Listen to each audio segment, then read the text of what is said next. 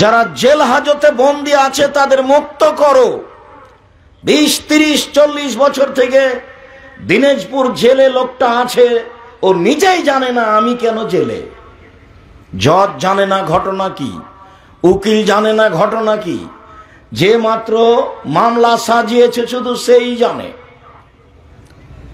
যে জেলে আছে সেও জানে না। 1 নম্বর আসামি করা হয়েছে তাকে।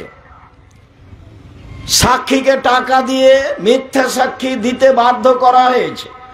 ও বলছে আমি 2 চোখে তাকে মারতে দেখেছি, অথচ যার ব্যাপারে বলছে সে সেদিন দিনাজপুরেই ছিল না। এরই নাম মিথ্যা সাক্ষী। মানুষ দলীয় দাপটে ক্ষমতার ভিত্তিতে সকালকে বিকেল, বিকেলকে সকাল করে দেখাতে পারে। বছর বছর কেটে যায়, স্ত্রী জেল গেটে আসে, কান্নাকাটি করে চলে যায়, তার মাথায় একটু হাত দিয়ে আদর করার কোনো পথ নেই। বাচ্চা কাচ্চা জেল দরজায় আসে, কান্নাকাটি করে চলে যায়, গায়ে হাত দিয়ে একটু আদর করার কোনো পথ নাই। পৃথিবীর মানুষ শুনে রেখো, দুস্থ গরিব ফকির মিসকিনকে খেতে দাও, অসুস্থ মানুষকে দেখতে যাও, জেল হাজতে বন্দী আছে যারা তাদেরকে মুক্ত করার চেষ্টা করো। বুখারী মুসলিম। মুহাম্মদ সাল্লাল্লাহু আলাইহি সাল্লাম জাতির উদ্দেশ্যে এইভাবে ঘোষণা দিয়ে বলেন, আমরা জানতে পারি আর না পারি, বুঝতে পারি আর না পারি, পারবই বা কি করে? যারা আমাদের সামনে দিন ধর্ম বলে তারা কিসি কাহিনী বলেই বলে, যার কারণে আমরা সঠিক কোনো দিন বুঝে উঠতে পারি না। আজকের জন্য প্রথমে আমরা বুঝি, অসুস্থ ব্যক্তি অসুস্থ হয়েছে তার আসলে ফলাফল কি? জ্বর হওয়ার সাথে সাথেই কি তাকে সিঙ্গাপুর যেতে হবে? এর কি কোনো ফলাফল আছে? সুস্থ মানুষ সুখে দিন কাটালো, অসুস্থ মানুষ অসুস্থ হয়ে বিছানে কাটালো, তার কি আসলে কোনো ফলাফল আছে?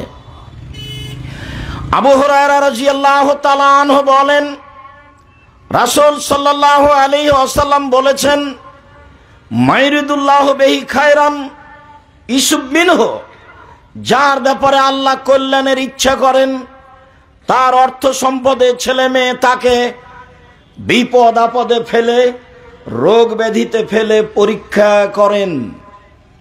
যখনই আল্লাহর কারো প্রতি কল্যাণের ইচ্ছা হয়, পরকালের কল্যাণের ইচ্ছা হয়, তখন তাকে যে কোনোভাবে দুনিয়ায় বিপদে ফেলা হয়।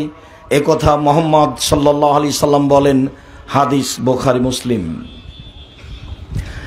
আবু হুরায়রা রাদিয়াল্লাহু তাআলা আনহু বলেন, রাসূল সাল্লাল্লাহু আলাইহি ওয়াসাল্লাম বলেছেন, মা মিন মুসলিমিন ইসিবহু মিন অসাবিন ওয়ালা নাসাবিন ওয়ালা হাম্মিন ওয়ালা হুজনিন ওয়ালা আদা ওয়ালা গাম্মিন ওয়ালা ইশাকুহা ইল্লা কাফফারাল্লাহু বিহি খাতায়াহু।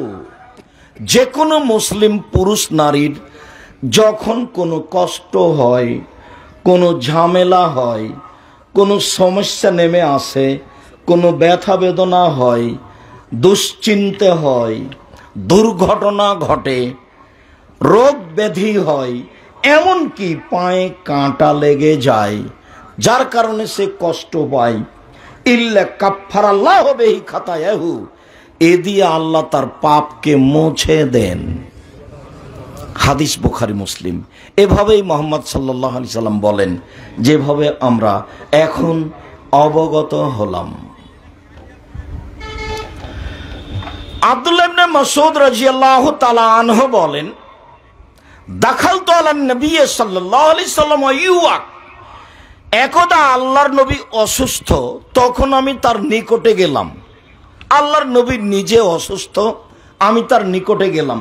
ফামাসাসতুহু বিয়াদি, আমি আমার হাত দিয়ে তার শরীরটা একটু বলিয়ে দিলাম, শরীরটা একটু মুছে দিলাম, দিয়ে আমি বলছি, ইন্নাকা লা তুআকু ওয়াকান শাদীদা, আপনার গায়ে খুব জ্বর, ওয়াকান শাদীদা, খুব জ্বর।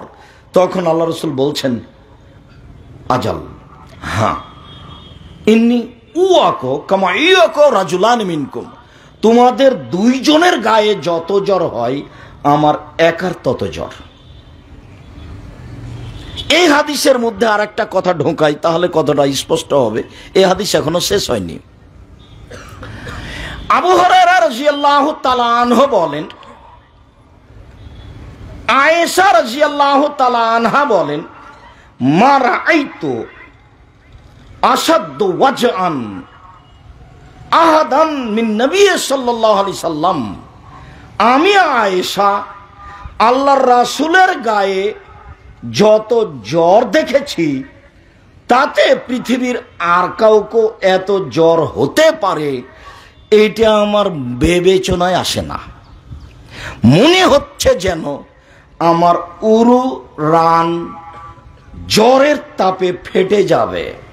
আবার তিনি বলেন, মাতা রাসূলুল্লাহ সাল্লাল্লাহু আলাইহি ওয়াসাল্লাম বাইনা হাকে নাতি ও জাকে নাতি, আল্লাহর নবী যখন ইন্তেকাল করেন তখন তিনি আমার বুক ও চিবুকের মাঝে ছিলেন, থুতনির নিচে তিনি ছিলেন, আমার বুকের সাথে হেলান দিয়েছিলেন, আমার কোলে ছিলেন। আমি তার মুখের দিকে বাস্তব তাকিয়ে আছি। লা আক্রাহ মিন বাদিহি আসাদ্দ সিত্তান, আমি রাসূলের পরে আর কারো অসুখ বিসুখ দেখে খারাপ মনে করতাম না।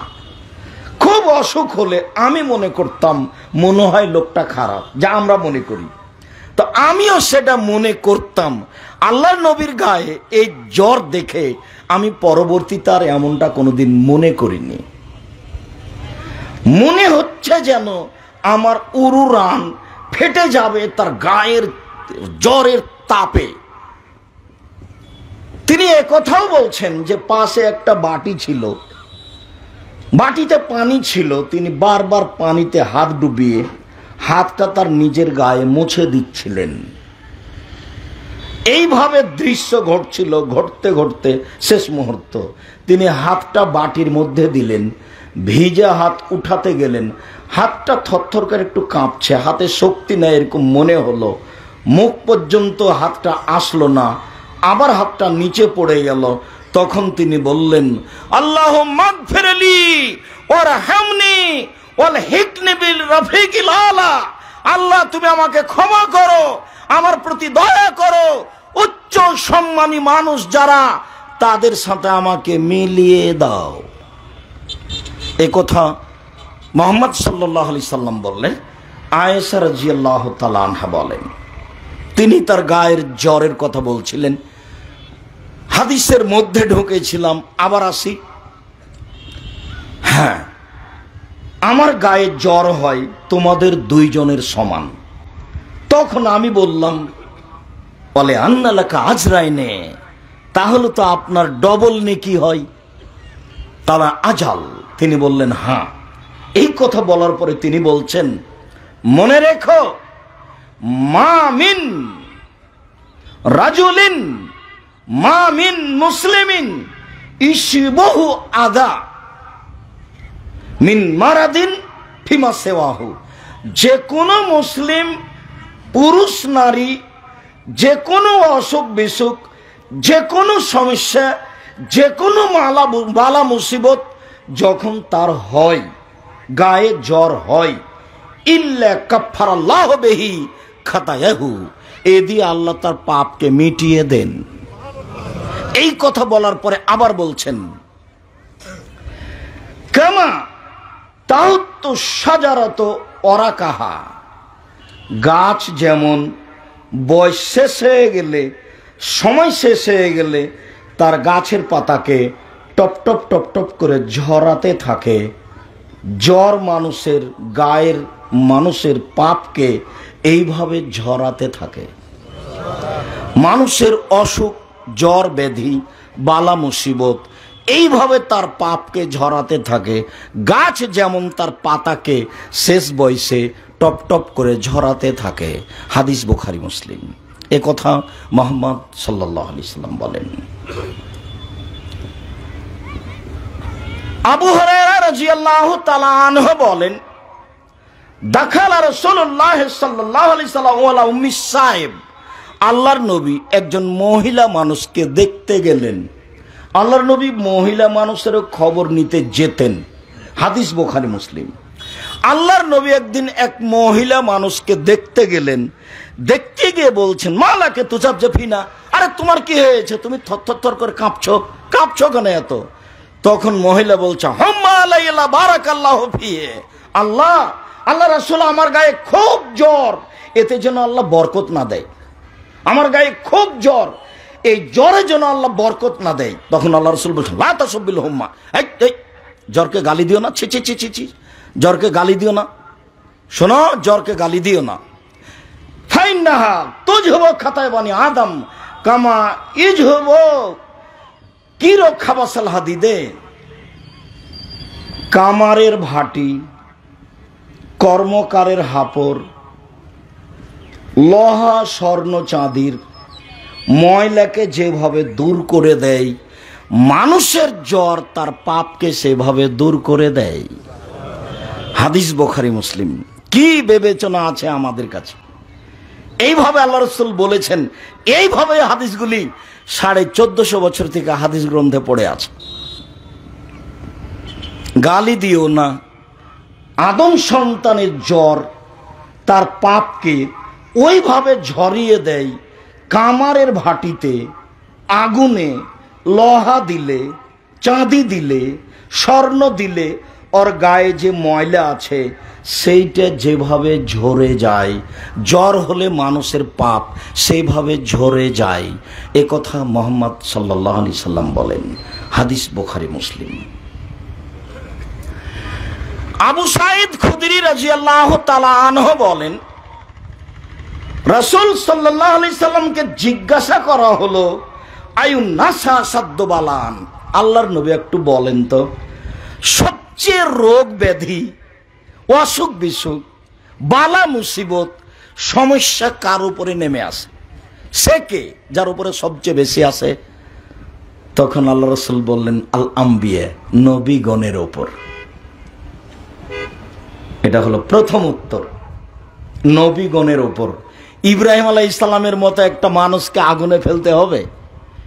আল্লাহর এত ঠেকা বেঁধেছে? ইব্রাহিম আলাইহিস সালামের মতো একটা মানুষকে, এই দুধের বাচ্চা, সুন্দর টকটকে ঝকঝকে বাচ্চাটাকে কুরবানি করা লাগবে? আল্লাহর এত ঠেকা বেঁধেছে?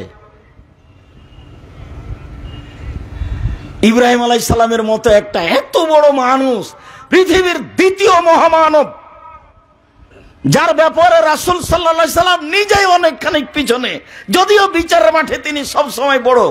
এরপরেও যখন জিবরাইল বলবেন সপ্তম আকাশের উপরে গিয়ে, হুয়া ইব্রাহিম হুয়া আবুকা ফাসাল্লিম আলাইহি, ইনি ইব্রাহিম, ইনি আপনার বাপ, আপনি তাকে সালাম দেন। তখন আমাদের নবী একটু আগিয়ে গিয়ে বলবেন, আসসালামু আলাইকুম ইয়া আবি, আব্বা আপনাকে সালাম। আপনি কি মনে করেন ইনি ইব্রাহিম?